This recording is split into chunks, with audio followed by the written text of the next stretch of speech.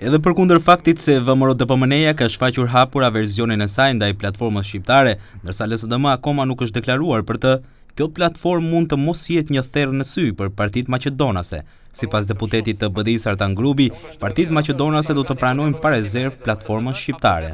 Nga informacionet që unë kam dhe nga kontaktet që unë kam, unë mendoj që është më gjerë se sa vetëm këto dy parti. Kur them është më gjerë, do të thotë përfshin dhe këto dy parti. Nuk kanë... Cilat parti, zotëri Grubi? Po, ato që përmendet ju. Po, jo, ma thoni, jo une.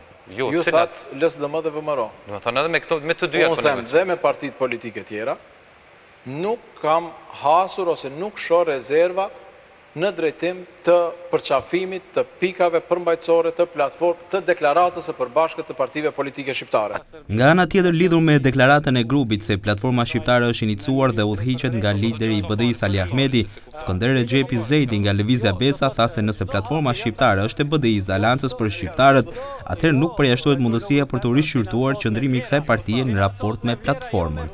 Po që se del që kryeministri Edi Rama e pranon zyrtarisht se platformën ja ka dhënë BDI-ja bashkë me Aleancën, atëherë ne do ta rishqyrtojmë këtë dokument si tillë sepse ne na është thonë shumë qartë, janë ul faktorët dhe është thonë që nuk është as e Besës, nuk është as Aleancës, nuk është as e BDI-s, urdhno kjo është platformë për cilën ju duhet zotoni që këto pika do jeni deri në fund.